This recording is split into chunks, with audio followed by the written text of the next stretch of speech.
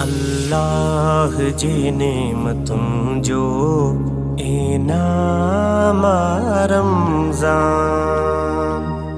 अऊज़ु बिल्लाहि मिनश्शैतानिर्रजीम। बिस्मिल्लाहिर्रहमानिर्रहीम। अल्हम्दुलिल्लाहि रब्बिल आलमीन व सल्लल्लाहु अला मुहम्मदिन व आलिहि तय्यबीन ताहिरीन। अम्मा बअद फ़क़द क़ाल सुब्हानहु व तआला फ़िल क़ुरआनिल मजीद वल फ़ुरक़ानिल हमीद। बिस्मिल्लाहिर्रहमानिर्रहीम। इन तज्तनिबू कबाइर मा तुनहौन अन्हु नुकफ़्फ़िर अन्कुम सय्यातिकुम व नुदखिलकुम मुदखलन करीमा। नाज़रीन इकराम, सलामुन अलैकुम व रहमतुल्लाहि व बरकातुहू। नाज़रीन, अॼु असां हिकु नए मौज़ू सां फ़ज़ाइल रमज़ान जे हिन प्रोग्राम में हाज़िर थिया आहियूं। असांजो अॼु जो जेको मौज़ू आहे गुनाहाने कबीरा, यानी गुनाहाने कबीरा छा हूंदा आहिनि ऐं कहिड़ा हूंदा आहिनि, ऐं उन सां गॾोगॾु असां हिकु ॿियो गुनाहे कबीरा यानी कूड़ ॻाल्हाइणु जेको वॾो गुनाह आहे उन जे बारे में तव्हांजे ख़िदमत में कुझु आयतूं कुझु हदीसूं बयानु कंदासीं। त इन कूड़ जेको गुनाहे कबीरा आहे इन खे ख़ुदावंदे आदम जी निगाह में ऐं जेके रहबर आहिनि असांजा उन्हनि जे निगाह में इन जी केतिरी मज़ामत कई वई आहे ऐं इन जे बारे में केतिरे क़दुरु मना कई वई आहे, उन जे बारे में ॻाल्हाईंदासीं। त नाज़रीन, जेको गुनाहाने कबीरा आहिनि, गुनाह इंसाननि जा ॿिनि क़िस्मनि जा हूंदा आहिनि। हिकिड़ा आहिनि गुनाह आहिनि गुनाहाने कबीरा ऐं ॿिया गुनाह आहिनि गुनाहाने सग़ीरा। गुनाहाने कबीरा असां अगरि सिंधी ॿोली में जो तर्जुमो कयूं त वॾा गुनाह, ऐं गुनाहाने सग़ीरा याने नंढा गुनाह।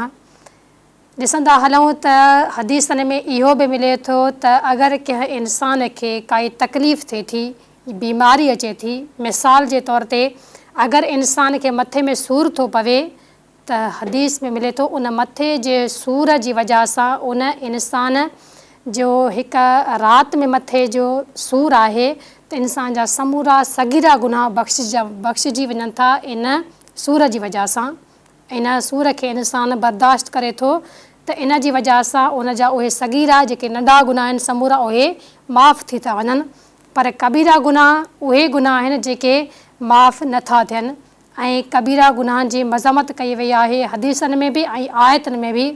ख़ुदावंदे आलम बि मना थो करे त इन्हनि कबीरा गुनाहनि खां तव्हां इंसान परे रहो। त नाज़रीन, अगरि इंसान पाण खे नंढनि गुनाहनि खां बचाईंदो, जेके नंढा नंढा गुनाह आहिनि उन्हनि खां बचाईंदो त इंसान वॾनि गुनाहनि खां बि परे थी वेंदो। पर इंसान पाण खे नंढनि गुनाहनि खां नथो बचाए, नंढा गुनाह अंजाम ॾेई आख़िर हिकु वॾे गुनाह यानी कबीरा गुनाह ते इंसानु पहुची थो वञे त इंसानु गुनाहाने कबीरा में मुब्तला थी थो वञे। पोइ इंसान जी तौबह बि क़बूल ख़ुदावंदे आलम जे बारगाह में मुश्किल थींदी आहे ऐं ख़ुदावंदे आलम इन्हनि गुनाहनि जे न करण जो हुकुम ॾिए थो। त नाज़रीन, जहिड़ी तरह सूरह निसा जी आयत नंबर 31 में ख़ुदावंदे आलम फ़रमाए थो त इन तज्तनिबू कबाइर मा तुनहौन अन्हु नुकफ़्फ़िर अन्कुम सय्यातिकुम व नुदखिलकुम मुदखलन करीमा।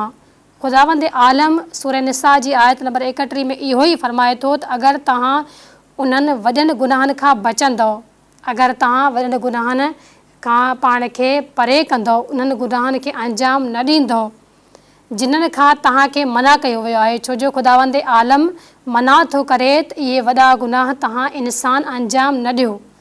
अगरि ॾींदव त मुंहिंजे ग़ज़ब जा शिकार थी वेंदव ऐं मुंहिंजी नाराज़गी जा शिकार थी वेंदव।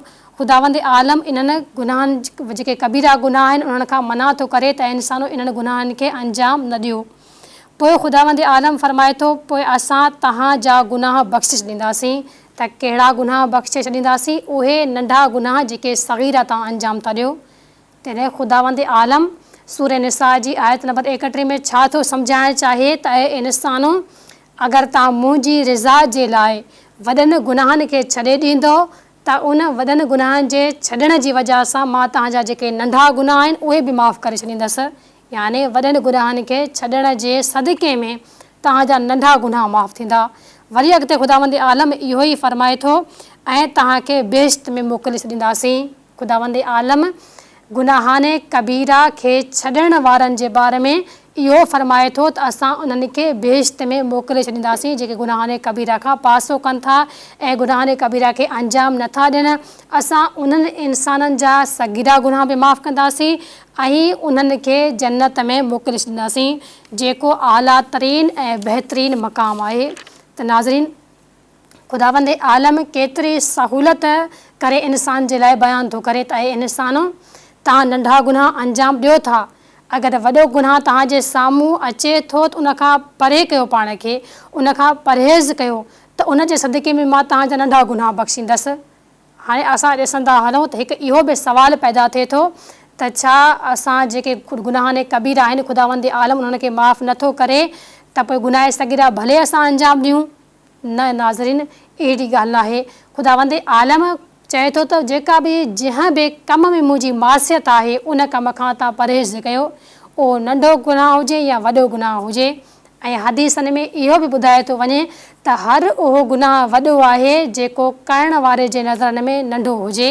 अगरि इंसानु सम्झे थो त हीउ कूड़ नंढो गुनाह आहे, कूड़ ॻाल्हाए मज़ाक में या सीरियस थी करे कोई इंसानु ॻाल्हाए थो त हीउ नंढो गुनाह न। नाज़रीन, हदीसूं ॿुधाइनि थियूं, रवायतूं ॿुधाइनि थियूं त जेको इंसानु कंदड़ आहे गुनाह जो, उहो गुनाह खे हल्को सम्झंदो त उहो ई असल में गुनाह वॾो गुनाह आहे। तफ़सीर मुनहज सादिकीन में रसूल ख़ुदा सल्लल्लाहु अलैहि वसल्लम खां रवायत नक़ल थियल आहे। ख़ुदा जो हबीब रहमत लिल आलमीन फरमाइनि था त उन ख़ुदा जो कसम जंहिंजे कब्ज़े कुदरत में मुंहिंजी जान आहे, यानी मूं मोहम्मद जी जंहिं ख़ुदा जे कब्ज़े कुदरत में जान आहे, त जेको शख़्स 5 वक़्त नमाज़ पढ़ंदो आहे ऐं माह मुबारक रमज़ान जा रोज़ा रखंदो आहे ऐं उहो इंसान अगरि गुनाहने कबीरा खां पाण खे बचाईंदो, गुनाहने कबीरा साम्हूं अची वञनि, उन्हनि खां परहेज़ कंदो त मां उन्हनि खे बिशारत ॾियां थो त ख़ुदावंद आलम उन्हनि जे लाइ बेहिश्त जा दरवाज़ा खोले छॾींदो। त नाज़रीन, हुज़ूर अकरम सल्लल्लाहु अलैहि वसल्लम हिते छा था साबित करणु चाहिनि? इहो था फरमाइनि त जेको इंसानु पाण खे गुनाहने कबीरा खां बचाईंदो, जेके वॾा कबाइर गुनाह आहिनि उन्हनि खां बचाईंदो, नमाज़ बि पढ़ंदो, रोज़ो बि रखंदो, त उन्हनि लाइ ख़ुदावंद आलम जन्नत जा दरवाज़ा खोले थो छॾे। रवायतुनि में जेके हदीसनि में ऐं गुनाहने कबीरा जी जेके किताब में गुनाह कबीरा जी तइदाद रवायतुनि में मिले थो। अबी सामत जी रवायत में इमाम सादिक अलैहिस्सलाम रवायत फरमाइनि था, गुनाहने कबीरा ही आहिनि। कहिड़ा आहिनि? मौला ॿुधाइनि था त पहिरियों जेको गुनाह कबीरा वॾो गुनाह आहे उहो इहो आहे त इंसान जॾहिं अलाह सां शिरक करे थो, अलाह सां कंहिंखे शरीक थो करार ॾिए, त इहो गुनाहने कबीरा आहे। ऐं ख़ुदावंद आलम उन इंसान खे कॾहिं बि बख़्शींदो न आहे जेको शिरक करे थो। इहो गुनाह ख़ुदावंद आलम कॾहिं माफ़ु न कंदो। ऐं ॿियो गुनाह जेको गुनाह कबीरा में शामिलु आहे उहो नाहक़ कंहिंखे क़त्ल करणु आहे।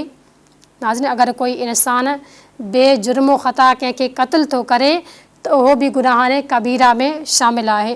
अहिड़े तरीक़े सां हिन हदीस में इमाम अॻिते फरमाईंदो थो वञे त जेको इंसान यतीम जो माल नाजाइज़ तरीक़े सां खाए थो, इहो यतीम जो माल खाइण बि गुनाहने कबीरा मंझि आहे। अञा चौथे नंबर ते ॿुधाइनि था त वालदेन जो जेको औलाद नाफ़रमान बणिजे थो, त इहो जेको नाफ़रमान बणिजणु आहे इहो बि गुनाह कबीरा आहे। यानी पंहिंजे वालदेन खे नाराज़ करणु, पंहिंजे वालदेन जो शुक्रियो अदा न करणु, इहो गुनाहने कबीरा मंझि आहे। अहिड़े तरीक़े सां 5 नंबर ते मासूम ॿुधाईंदा था वञनि त पाक दामन कोई इंसान, कोई मोमिनणी हुजे या को मोमिन हुजे, पाक दामन ते तव्हां को तोहमत लॻायो था, को इल्ज़ाम था लॻायो, यानी कंहिं अहिड़ी ॻाल्हि जी निस्बत तव्हां उन ॾांहुं ॾियो था जेका ॻाल्हि उन में मौजूदु न आहे, इहो तोहमत हणणु उन पाक दामन ते इहो बि गुनाह कबीरा आहे। ऐं गुनाह कबीरा उहे आहिनि जिन्हनि खे ख़ुदावंद आलम माफ़ु नथो करे। जंहिं तरीक़े सां हुज़ूर अकरम जी हदीस तव्हांजे ख़िदमत में बयानु कयमि त जेको इंसानु गुनाहने कबीरा खां बचे थो, पाण खे परे थो रखे, त ख़ुदावंद आलम उन लाइ जन्नत जा दरवाज़ा खोले थो छॾे।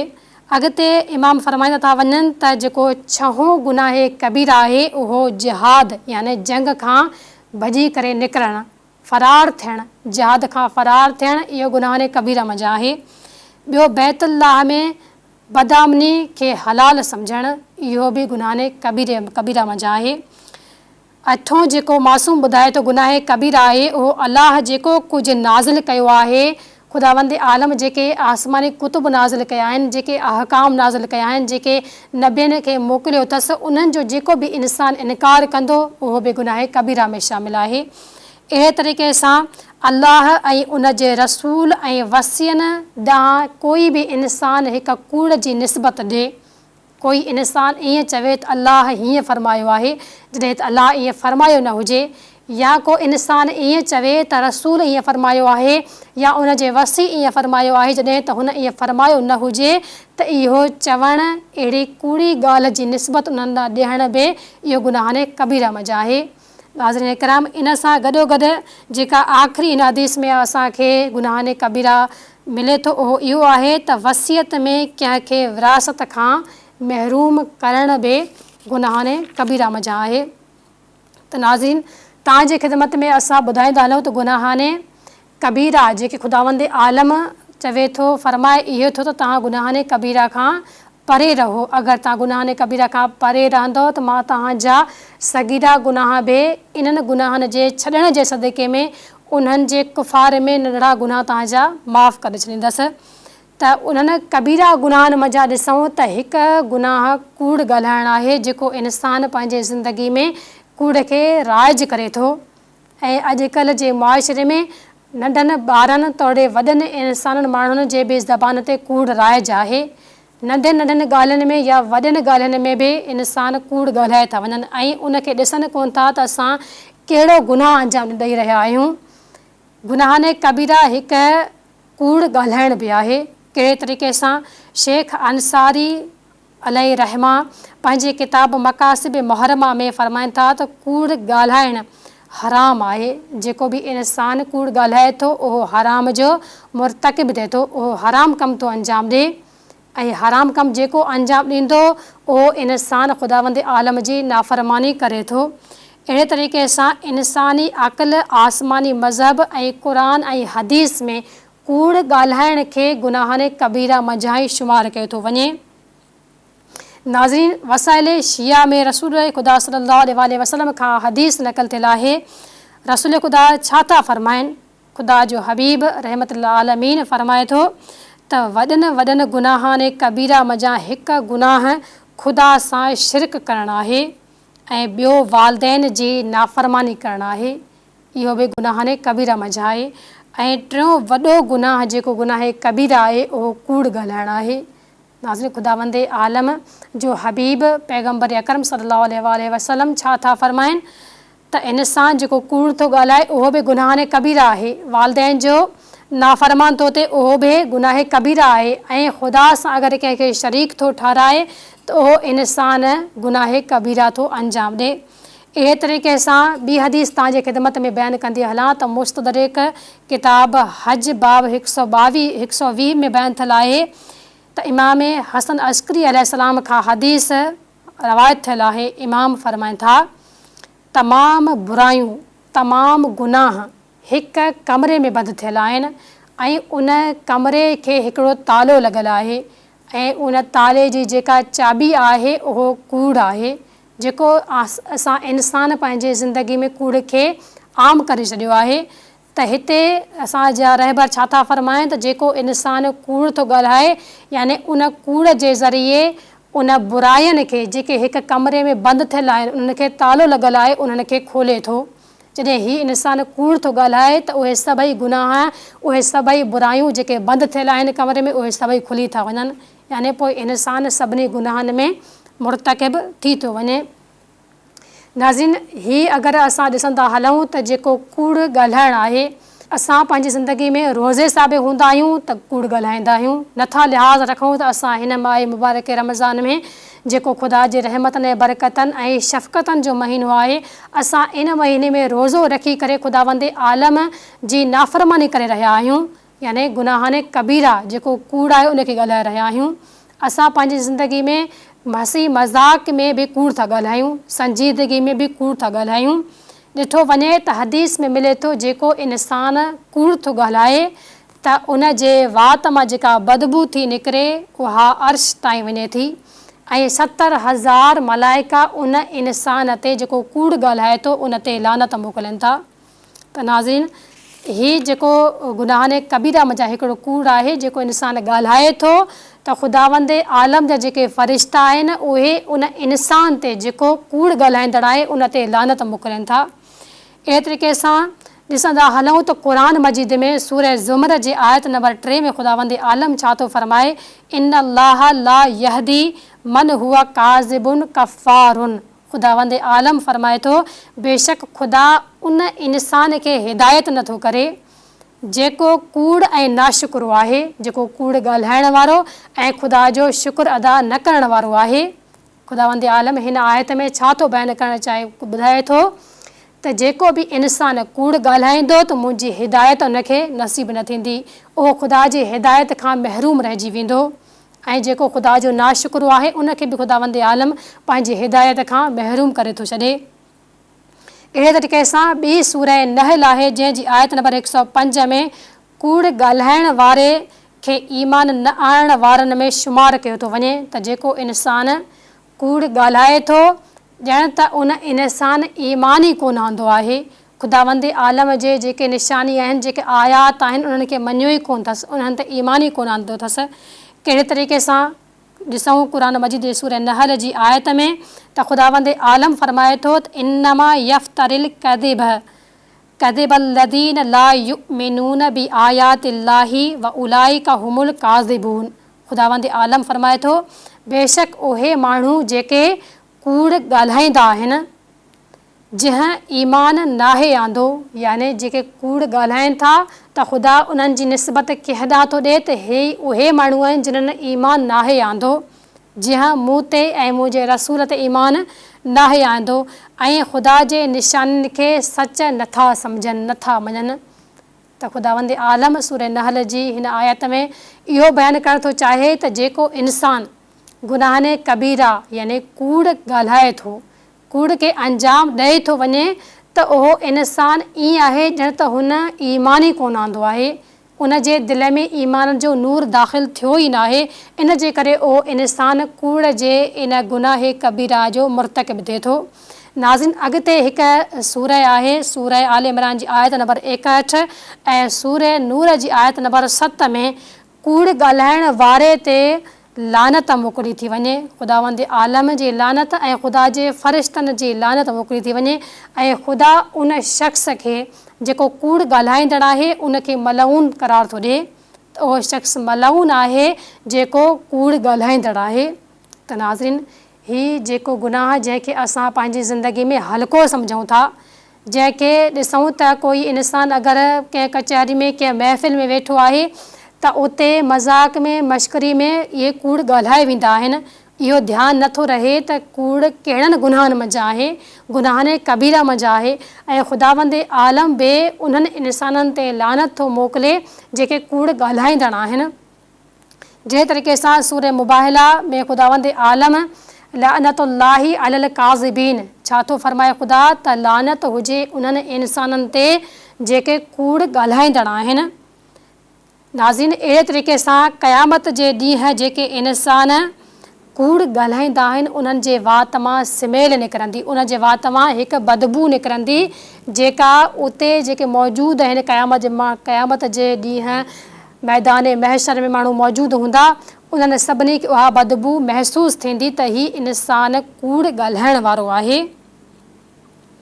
अहिड़े तरीक़े सां नाज़रीन, ख़ुदावंद आलम जेको आयत मुबाहिला में लानत थो मोकिले उन्हनि इंसाननि ते जेके ख़ुदावंद आलम जे ते ईमान आणे करे, उन जे पैगम्बर ते ईमान आणे करे बि कूड़ था ॻाल्हाइनि त ख़ुदावंद आलम उन्हनि ते लानत थो मोकिले। अहिड़े तरीक़े सां 70,000 फ़रिश्ता जेके ख़ुदावंद आलम जा हूंदा आहिनि उहे लानत मोकिलींदा आहिनि उन इंसान ते जेको कूड़ ॻाल्हाइण वारो आहे।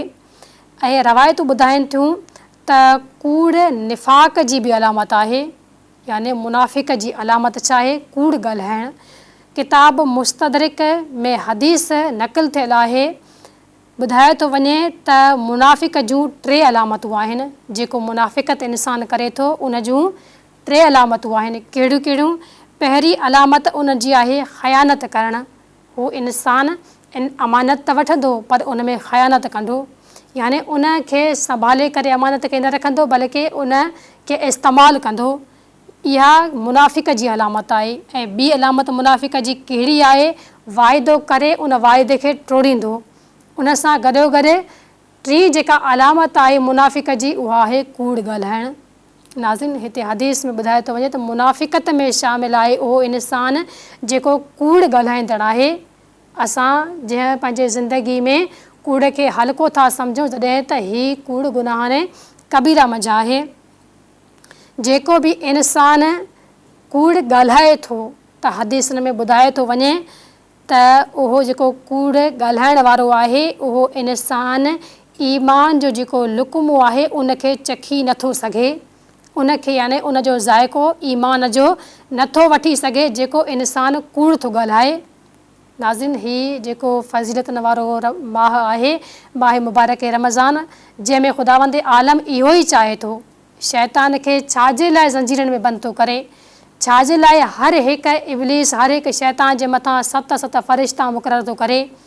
इन लाइ मुक़ररु थो करे त हिन माह में मुंहिंजा बंदा गुनाहनि खां परे रहनि ऐं गुनाहनि खां परहेज़ कनि।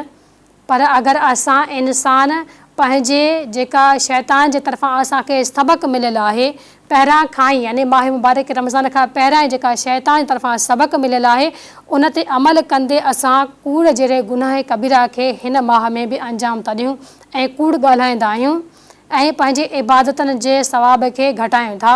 छो जो ख़ुदावंद आलम इहो ई फ़रमाए थो त उहो इंसानु मोमिन ई कोन्हे, उहो ईमान आणण वारो ई कोन्हे जेको कूड़ थो ॻाल्हाए।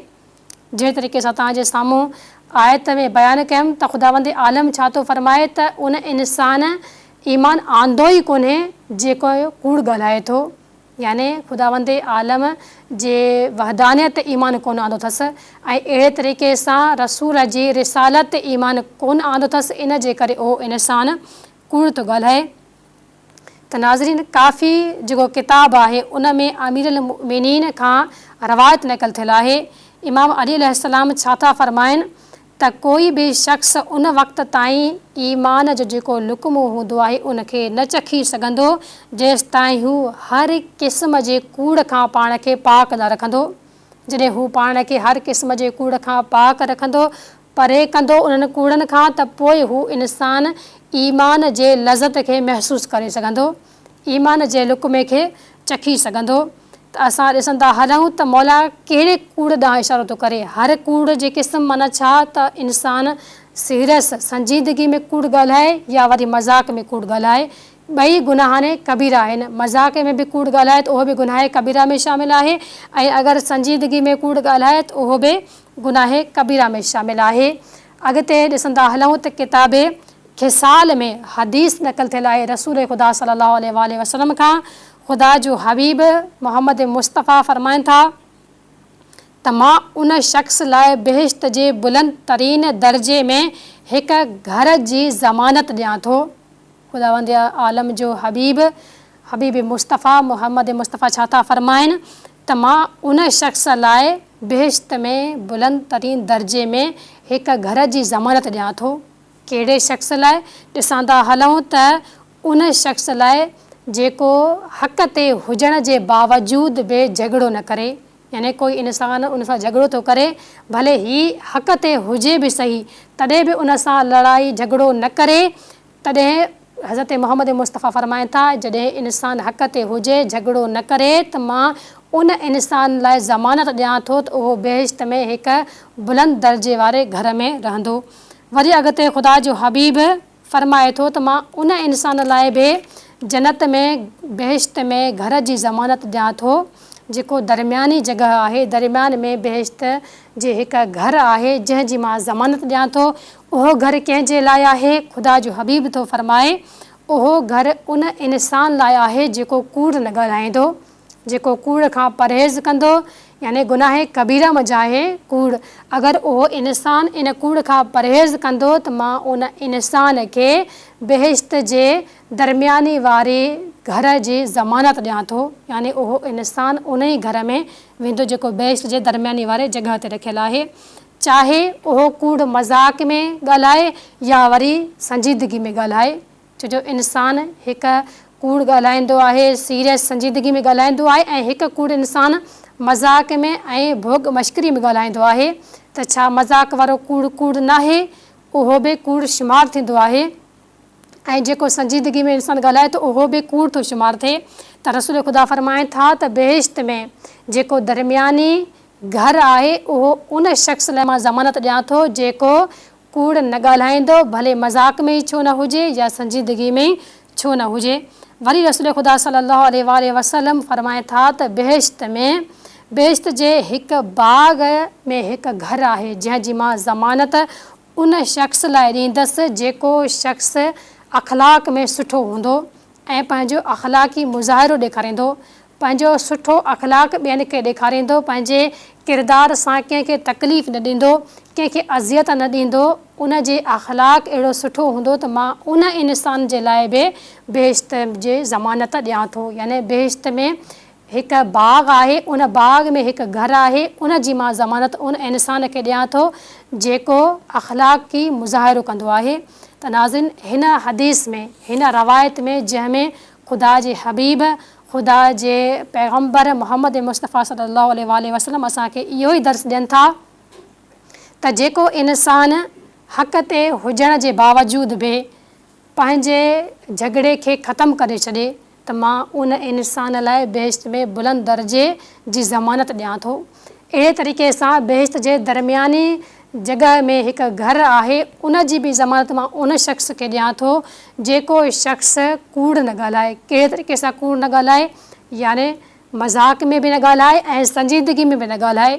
अहिड़े तरीक़े सां ख़ुदा जो हबीब उन शख़्स लाइ बि ज़मानत ॾिए थो जन्नत जे घर जो जेको इंसानु पंहिंजे अख़लाक़ी मुज़ाहिरे खे पेश थो करे, याने पंहिंजे किरदार सां, पंहिंजे अख़लाक़ सां ॿियनि इंसाननि खे अज़ियत नथो ॾिए, बल्कि पंहिंजे किरदार सां ॿियनि खे फ़ाइदो थो पहुचाए।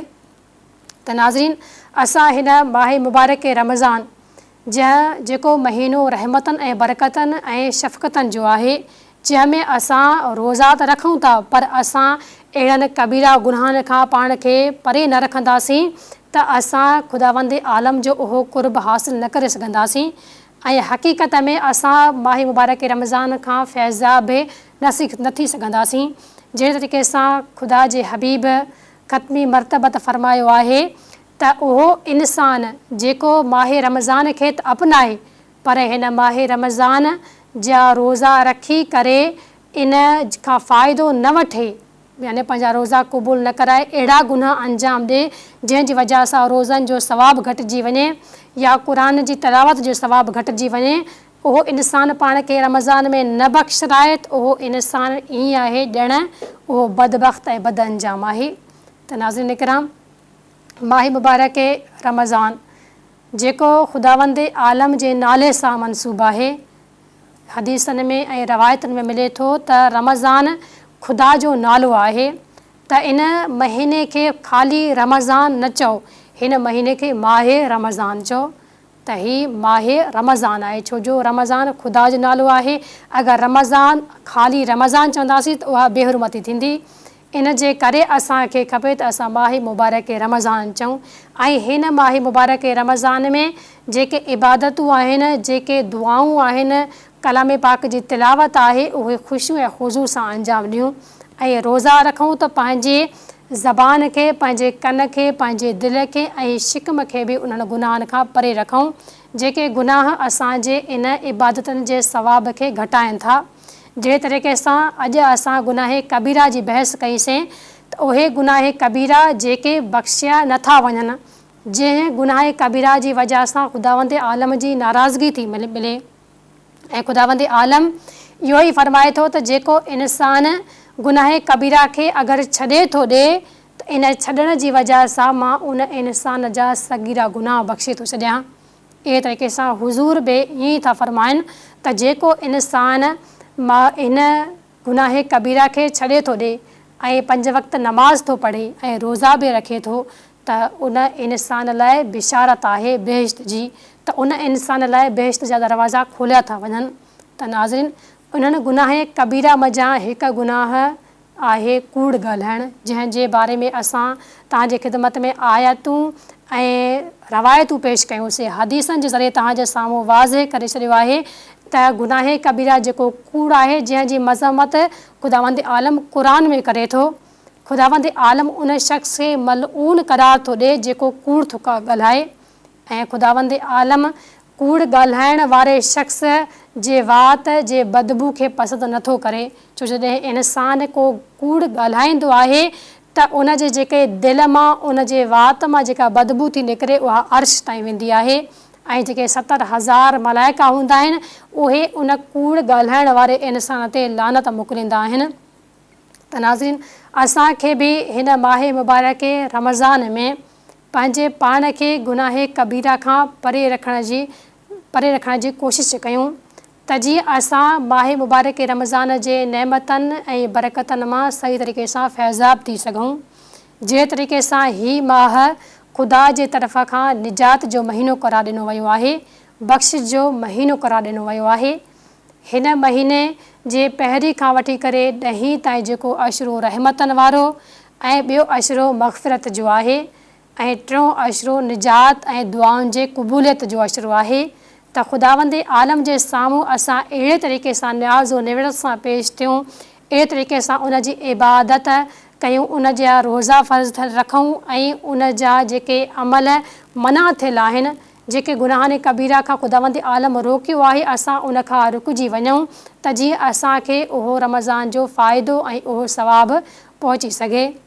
ही माह मुबारक रमज़ान जंहिंमें ख़ुदावंद आलम इंसाननि ते रोज़ा फ़र्ज़ कया आहिनि त जीअं हू इंसान रोज़ा रखी करे मुतक़ी बणिजनि, परहेज़गार बणिजनि। यानी रोज़े फ़र्ज़ करण जो मक़सदु ख़ुदा जो इहो आहे त इंसान मुतक़ी बणिजे।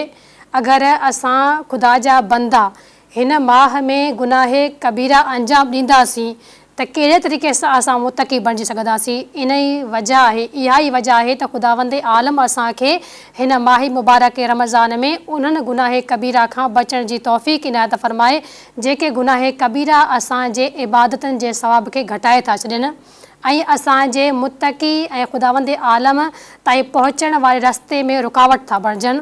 त नाज़रीन, असां ख़ुदावंद आलम खां इहा दुआ घुरंदा हलूं त ख़ुदावंद आलम हिन माह फ़ज़ीलत, माह बरकत ऐं माह शफ़क़त में असां सभिनी बंदनि ते पंहिंजी रहमत खे नाज़िल करे ऐं असांखे पंहिंजी रहमत जे साए जे ज़रिए सां उन कबाइर गुनाहनि खां बचाए त जीअं असां हिन माह मुबारक रमज़ान जी रहमतनि ऐं उन इबादतनि ऐं उन्हनि दुआउनि खां फैज़याब थी करे ख़ुदावंद आलम ताईं पहुची सघूं। नाज़रीन, असांजो जेको अॼु जो मौज़ू हुयो कबाइर गुनाह, यानी कबीरा गुनाह कहिड़ा आहिनि, उन्हनि खां असां कबाइर गुनाह मज़ा कूड़ ॻाल्हाइणु हिकु गुनाह कबीरा आहे, उन ते ॻाल्हायोसीं, जंहिंजे बारे में असां क़ुरान जूं आयतूं ऐं हदीसूं पेश कयूंसीं त ख़ुदावंद आलम उन्हनि इंसाननि ते लानत मोकिले थो जेके इंसान कबाइर गुनाह अंजाम ॾियनि था, यानी कूड़ ॻाल्हाइनि था। त नाज़रीन, असां हिते कबाइर गुनाह अॼु बयानु कयासीं। सुभाणे वरी हिकु नए मौज़ू सां, नेक्स्ट प्रोग्राम में हिकु नए मौज़ू सां तव्हांजे ख़िदमत में पेश थींदासीं। इन लाइ असांखे इजाज़त ॾियो। अस्सलामु अलैकुम वरहमतुल्लाहि वबरकातुहू।